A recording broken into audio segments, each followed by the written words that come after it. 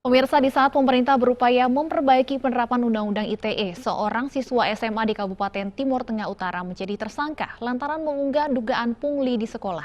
Ya, tersangka dijerat pasal pencemaran nama baik.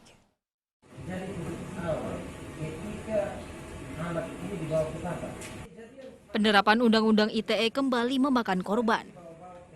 Ironis, kali ini undang-undang kontroversial tersebut menimpa seorang siswa di Kabupaten Timur Tengah Utara, Nusa Tenggara Timur. SN menjadi tersangka setelah mengunggah dugaan pungutan liar di sekolah adiknya. Tak terima dengan unggahan tersebut, oknum guru melaporkan SN atas pencemaran nama baik. Menurut ibu tersangka, pungutan sebesar Rp25.000 yang menimpa anaknya sudah berlangsung sejak tahun 2017. Kami juga tidak tahu untuk apa, kami tidak tahu. Kami kasih habis langsung kami ke pasar untuk beli anak punya perlengkapan sekolah. Itu kasih berapa ke Mama Wilfrida itu? 25.000. 25.000. Katanya potong untuk apa? Tidak tahu juga memotong untuk apa, kami tidak tahu. Ini baru dikasih atau sudah lama? Sudah lama dari 2017 saat Dari kami. 2017. Iya. Karena kami Apakah kasih, Mama sendiri atau ada orang lain juga? Mama, ada orang lain juga. waktu serahkan itu Mama sendiri yang serahkan Mami atau yang sendiri, ada karena kami masuk satu di BRI, keluar kami langsung kasih jalan. Semua itu kasih, tapi satu orang kasih jalan, langsung jalan. Tahu Bilang itu kasih sebentar untuk mana. apa? Siapa Kami yang suruh tidak kasih? tahu. Siapa yang suruh kasih? Akan tidak tahu dia mami ini dia panggil kami bilang kami mau kasih satu orang 25.000. Ya kami tidak tahu itu mami itu sebentar dia mau kasih uang itu mau kemana kami tidak tahu. Terkait kasus ini, lebih lanjut tim kuasa hukum yang sukarela membela tersangka ini berharap adanya langkah restoratif justice. Dari Timur Tengah Utara NTT, Sefnat Besi, tim iNews melaporkan. Dan pemirsa, untuk mengulas kasus yang menimpa seorang pelajar hanya karena unggahan di media sosial, sudah bergabung Kepala Biro Operasional Reskrim Polres Timur Tengah Utara, Ibtu Gustaf, dan kuasa hukum tersangka Robert Salu. Kita juga tersambung melalui sambungan telepon mengenai pelapor kasus ini yang merupakan seorang guru. Selamat sore, Bapak-bapak. Selamat sore. Baik, saya mau ke Pak Gustaf terlebih dahulu. Pak Gustaf, diketahui bahwa ada seorang siswa yang membongkar adanya pungutan liar. Apa alasannya siswa ini dijadikan tersangka? Baik Bu, dari kami kepolisian, dari sejak bulan Oktober kami menerima pengaduan dari Ibu Wilfrida Undang Toto, yang mana namanya dicemarkan lewat media sosial. Setelah itu kita lakukan penyelidikan dan namanya dari terlapor bernama Sebastian Sumaidi alias Boban, siswa SMA, umurnya sudah 9 tahun. Dia sudah dikatakan dewasa. Apa tersangka ini? Bagaimana Bu? Disangkakan pasal apa tersangka ini? Misalkan pasal 45 ayat 3, Junto pasal 27 ayat 3 Undang-Undang ITE, Junto 310 KUHP.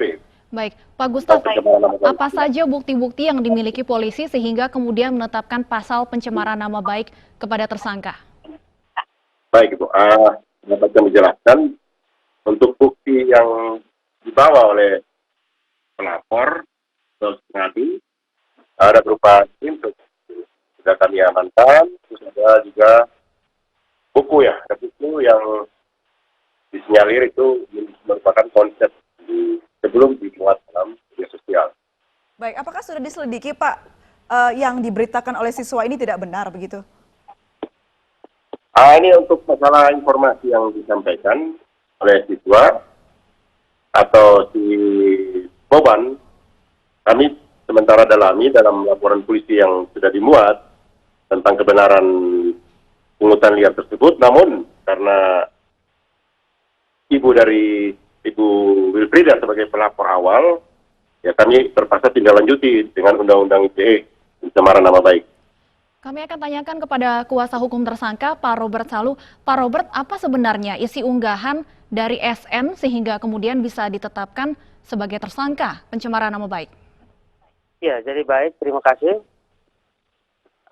Pertama bahwa dalam postingan saudara tersangka Boban, di sana dia hanya menjelaskan soal apakah pungutan liar itu boleh dilakukan atau tidak. Bentuknya bertanya begitu ya? Bentuknya bertanya. Sehingga kemudian dia ditetapkan sebagai tersangka. Ada Tapi menyebutkan sudah diselidiki apakah betul itu pungutan liar atau belum? Ya, itu yang kemudian menjadi persoalan. Karena menurut kita, semestinya pihak kepolisian, dalam hal ini penyidik Polres Timur Tengah Utara, lebih dahulu menyelidiki apakah benar terjadi pungutan liar atau tidak. Kalau kemudian benar adanya pungutan liar, maka si Bojan ini tidak bisa ditetapkan sebagai tersangka dengan melanggar pasal pencemaran nama baik sebagaimana dalam Undang-Undang IT. ada identitas yang diungkapkan dalam unggahan ini, Pak Robert. Benar bahwa ada identitas yang diungkapkan, yang mana identitas dalam postingan itu menyebutkan bahwa ibu itu atas nama Wilfrida Naisoko itu melakukan pungutan. Baik, Dan kita juga punya, Ya, dan kita silakan. juga punya saksi, punya bukti-bukti lain yang mendukung bahwa benar telah terjadi adanya pungutan liar itu. Baik, Pak Gustaf, ini ditindaklanjuti karena ibu tersebut melaporkan tersangka. Apakah ada rencana tersangka ini melaporkan balik? Untuk melapor balik sudah kita lapor ke Polres Timur Tengah Utara soal pungutan liar ini. Baik, kita akan tanyakan langsung kepada Pak Gustaf, apakah sudah ada tindak lanjut dari laporan terkait pungutan liar ini, Pak Gustaf? Oke Bu, untuk masa laporan terkait pungutan liar sudah kami terima 2 hari lalu dan sudah ditindaklanjuti Bu. Seperti apa tindak lanjutnya, Pak? Tindaklanjutnya dari Kasat tentunya mengarahkan ke unit tipikor, jadi sedang didalami gitu. Sudah ada saksi-saksi atau dalam hal ini yang diduga melakukan pungutan liar sudah dipanggil mungkin? Baik Bu, sementara surat panggilannya sudah disampaikan ke saksi-saksi yang sekiranya mengetahui kegiatan itu. Demikian Bu. Baik, Pak Gustaf, kembali ke kasus Undang-Undang ITE yang menjadikan seorang siswa SMA menjadi tersangka. Kalau berdasarkan isi unggahannya ini kan bersifat bertanya, mengapa kemudian bisa memenuhi unsur pencemaran nama baik? Jadi begini Bu, dapat kami jelaskan. Jadi kami melihat dari screenshot yang disampaikan kepada kami, itu tertera nama yang dituduhkan, disangkakan, namanya lengkap. Terus dalam hal ini menurut kami sudah laporan bahwa dia merasa dirugikan dari ibu ini. Jadi dengan Undang-Undang ITE kami terapkan pasal yang saya sebutkan tadi. Dan screenshot ini juga kami sudah tetapkan sebagai barang bukti juga. Ini tentunya menjadi sorotan karena baru saja beberapa hari yang lalu Kapolri mengeluarkan surat edaran terkait Undang-Undang ITE untuk mengedepankan restoratif justice agar jangan sampai hal-hal seperti ini saling lapor kembali terjadi. Bagaimana kemudian nantinya Polres TTU ini akan menindaklanjuti kasus ini? Betul Bu, jadi kami selaku anggota Polri diperintah langsung oleh Bapak Kapolri melalui surat telegram. Intinya untuk kasus-kasus yang sifatnya pencemaran nama baik dalam Undang-Undang ITE, kami mengedepankan restoratif justice. Dan itu sudah kita lakukan, kemarin dulu juga ada satu kasus yang sama, kita sudah restoratif justice dan sudah berhasil.